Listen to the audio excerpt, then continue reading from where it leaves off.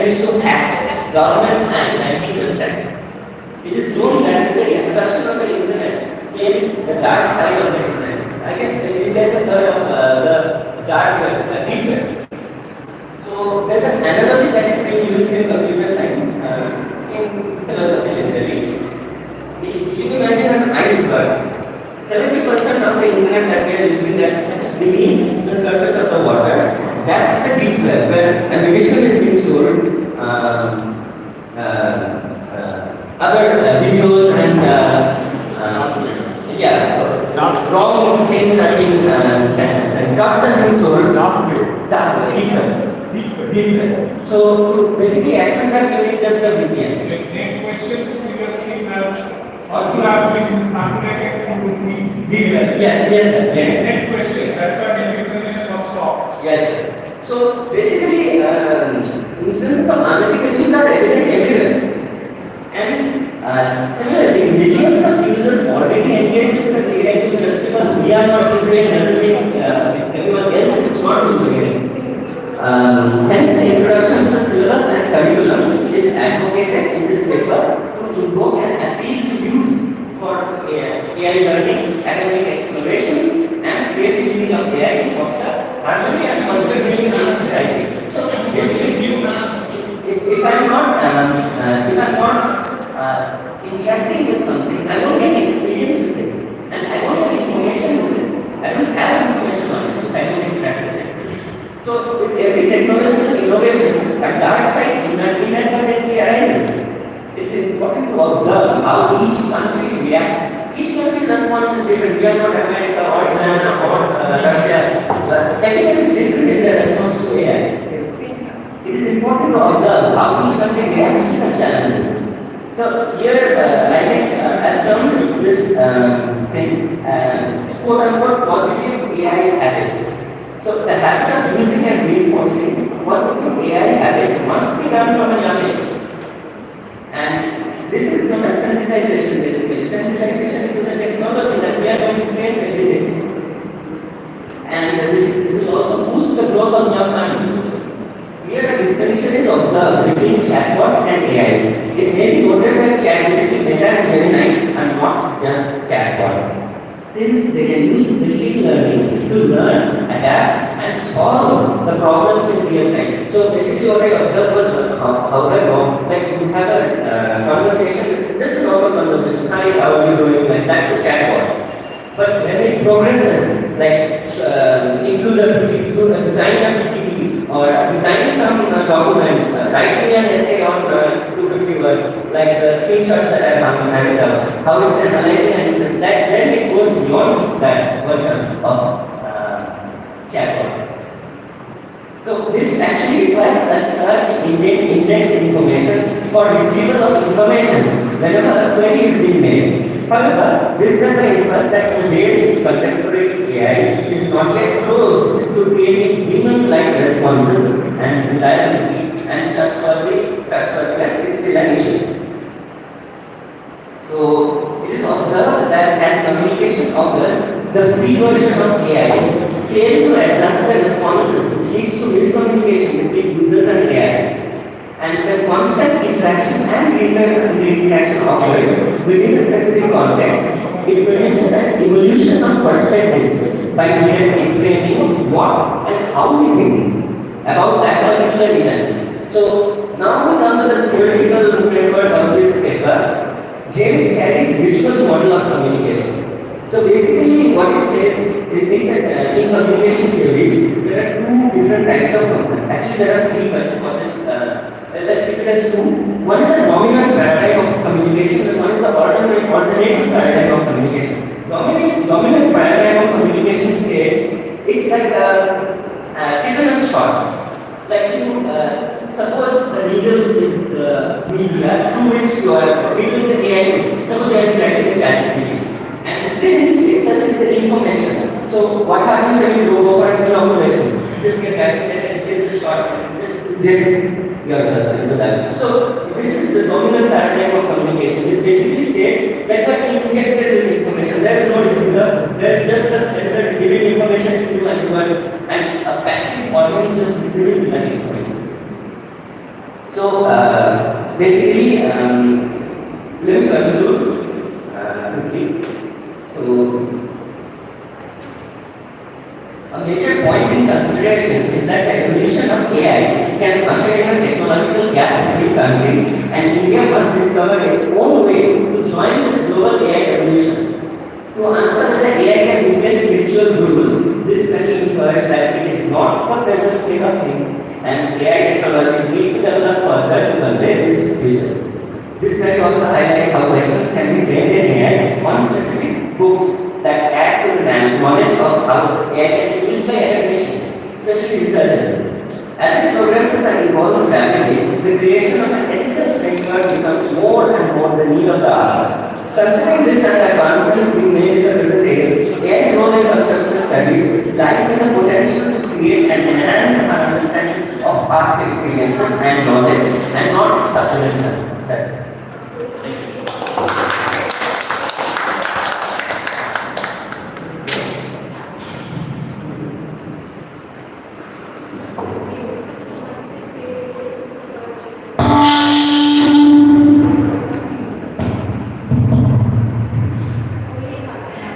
Thank you, Shubhajit. The title of your paper asks a question which you answered very early in your presentation: is AI prejudice? Your conclusion is prejudice. And your findings are in a kind of data analysis. You search what AI, different AI platforms say, what kind of information they provide about themselves, and you find all those pieces of information either insufficient or misleading. So that is your conclusion. Unarguable conclusion, understandable too. That as far as we know about that, and I'm not questioning it, the way AI works is we all know how it harnesses bits and pieces from different sources available only online. If a material or anything is not available online, if it is available only in print format, AI won't have access to that. So now, through a complex but a quick process of algorithm, it puts everything together in seemingly, logical or grammatical sentences, and to us that looks like good pieces. So that's why it's understandable. And the intervention of human intelligence is very necessary. It's your suggestion, well taken, and that we need to be trained in AI. That's also well taken. What about these tools like Siri, for example? Sometimes Siri indirectly works through AI, doesn't it?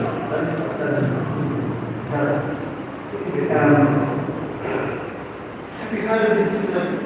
You ask the question, ask Siri to perform Apple product, or on Google products they use another. You ask the question and it's a ball gallery, it's an instrument that asks questions. Alexa, or Google products is Alexa. So Alexa, Or Siri is for Apple products, and Alexa is for Google products.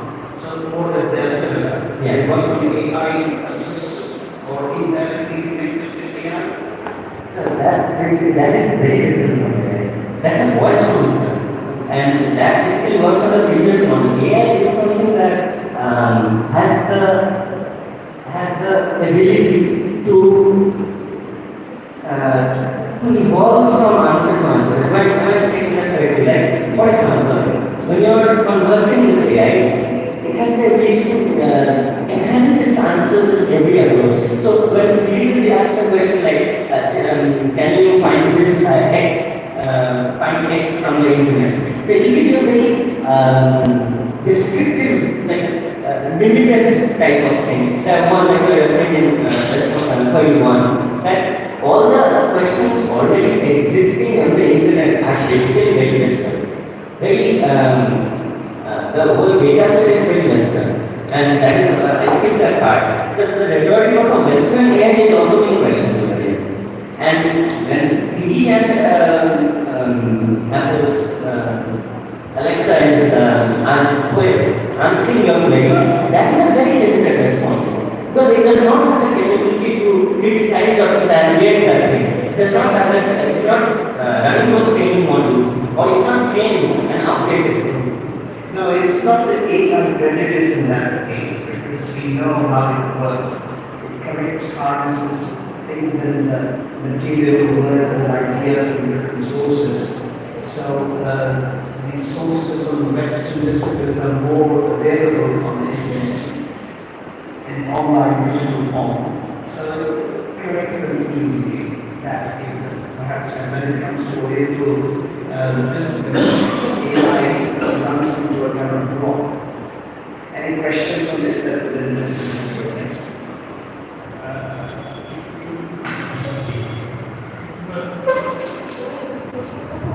We are speaking about the free AI versions, where we have seen that many of the answers that free AI versions will provide, they are wrong, and especially when we ask them to give references of against, invariably we give wrong answers.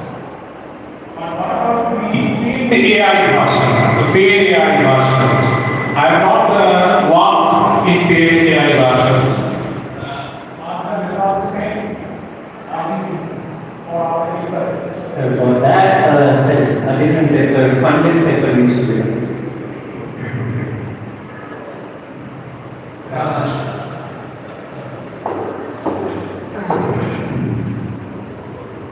Hello, Mr. Chandra. Can I say or should I stand? Okay, thank you. So at the first of your lecture, you said that, am I audible? Okay, Jane Alpha is gonna use AI to solve their real world problems. You said that? And also you have said that AI can't give a proper answer to a spiritual or philosophical question, rather they give a mechanical one. As we all know, the subjects like spirituality or philosophy, they are very subjective.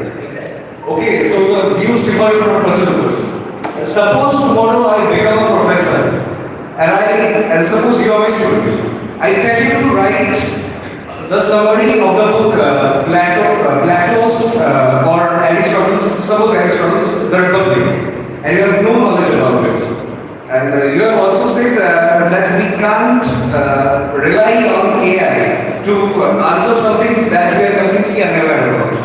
Okay. So now, suppose you don't know about the Republic and you can't even rely on AI. So what we are going to do in that situation? How we are going to go about it? This is what is going to take time. This is, AI needs to be trained on this. So basically what happens when an AI is trained, it's fed information. And right now it's getting information from all the fake websites and all the wrong sources, because internet is a vast thing. And it will gather all the data points and then it will frame its own answer. So that is the source of this representation which I have identified in this paper, and I am saying that this can be changed if we put out our information. If we get for example, Plato's or Aristotle's. So if there is no information, it won't give you information. It will be like, I'm sorry, I could not find this specific topic. So that is where we need to buckle up. Like if we start interacting with AI, and we, like for example, when I'm a kid, I am very moldable. Like right now, if a certain technology comes up, like you can see our parents or grandparents, they are not that like technology savvy. So they don't even want to interact with such technology. There's a technological myopia that is happening over there. So this can be prevented when we enter our old ages with the incorrect information being sent to us. That can be done through our own interpretation of events being changed by Indian researchers with their own data through AI because we don't have this right now. All our was the Western models. Exactly, exactly. Yeah, so that's a problem, and I hope in the future years, like, we have these individuals. It's a whole new area of employment also. Information already available. Sir. And the fact that we are using only free AI, the fact that we are only using free AI, so we are being delivered provided wrong answer. Exactly. You are asking to using the paid version. Exactly. And we are trapped To promote our system program. you are asking to using paid version. But if you use paid version, you will provide the right answer. AI is already, maybe AI already has all the information within. The fact that it is not providing or holding up the information, providing a sketchy information, only because it wants us to use the paid version. But sir, is there any guarantee that the paid ones will be better than That we have to use. I have not used it.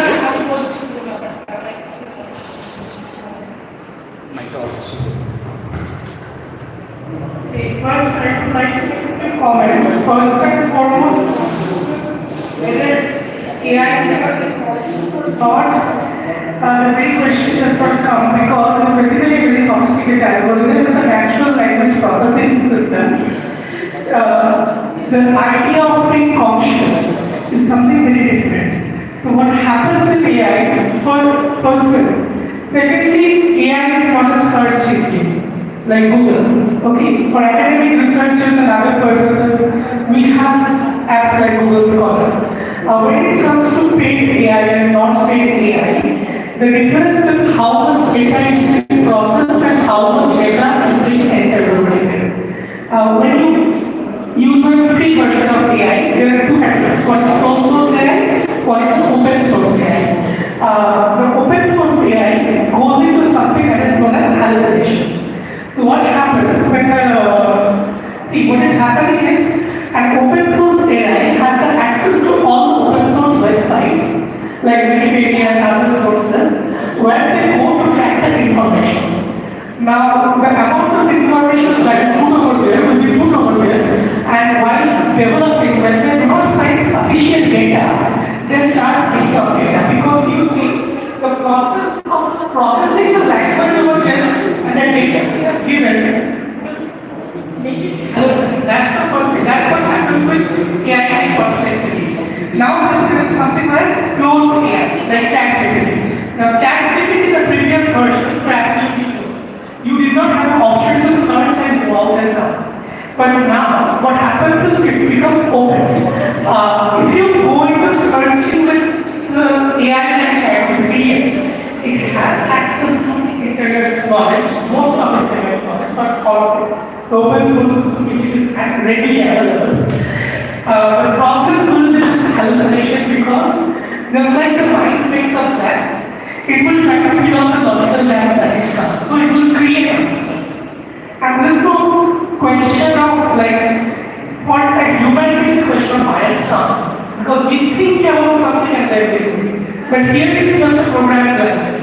It's just codes. A number of codes running. So when you do that bias what comes? So how is AI basically used in a research when it comes to a research like humanities, like how subjects? Yeah, of course you create data. Now how do you create data? Data is created by uploading Sanskrit texts. Obviously going through the connections, you blindly believe in what is coming out. Naturally, even for language like Sanskrit, you are not very careful about what translation is coming out. It will be a mistake. It's like a person who knows Sanskrit, but does not know the technical needs of Sanskrit. So there is a working going on in Pioneer project right now to develop AI according to Sanskrit. Because even though the word artificial intelligence is used, the word intelligence itself is very easily over here. It is not intelligent. It is basically a sophisticated algorithm functioning to process the language and the data we need at a larger scale. The question of intelligence will come up when a computer the quantum computing comes up. So that's the threshold we are waiting for. The day quantum computing comes up, a lot of decisions and a lot of things will come up. So the very idea is to create outliers, but the process is still in progress. Exactly. Sir, may I comment just one comment on that comment? I have noted out exactly what you have said. Just I want to read out this paragraph, if you agree or not. So, AI does not frame spirituality as either a superficial or enjoyable activity. This reveals a paradox between AI and spirituality itself, the one that we have just mentioned. So, although AIs provide correct and relevant information sometimes, they unknowingly foster a sense of enigma, secrecy, and an atmosphere of exclusivity. So, this means that the rationality that technology harbors at its present state is in stark contrast to the personal and subjective approach of humans' spirituality and all these respective fields. So, spirituality is about the experiences as release of an individual. And whereas technology considers logic and data, what we were talking about, and facts. Perhaps this is the main reason why spiritual questions and abstract ones are the most difficult for AI to comprehend. Trying to rationalize the irrational can only go so far.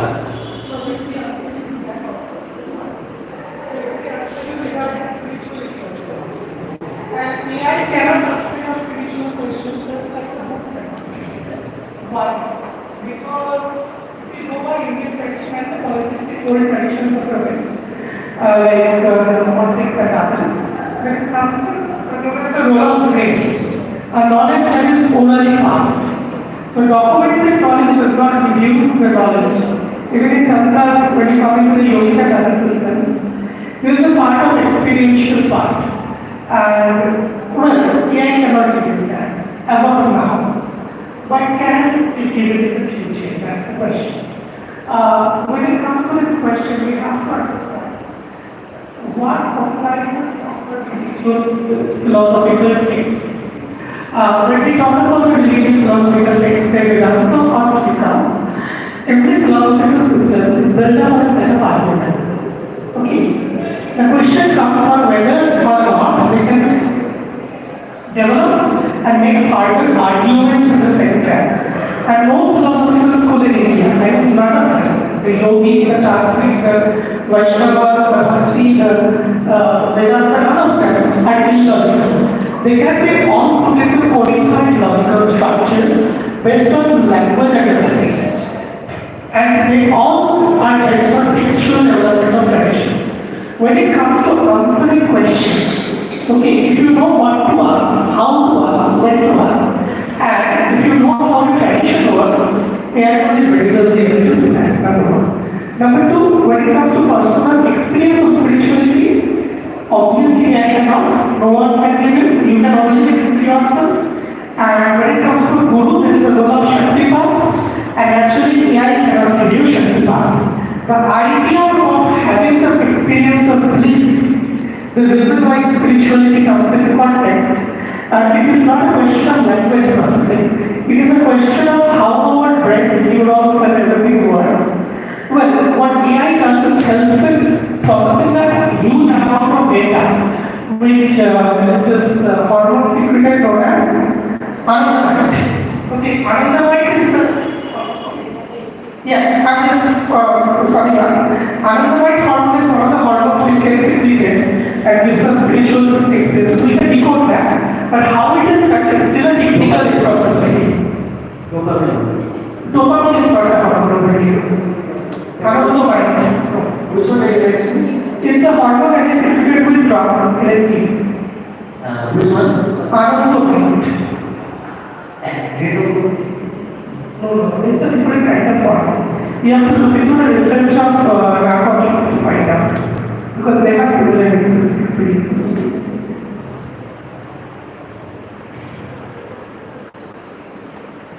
So, basically, one more. So, basically, I think that's a good response, and I'll release that.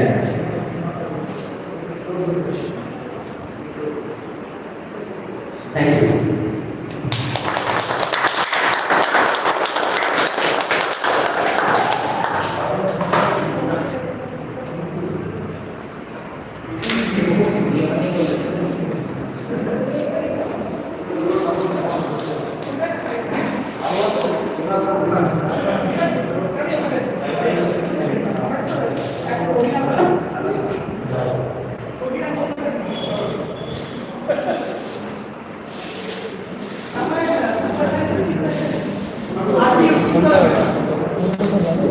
Live চলছে বন্ধ করে দিলে হয়তো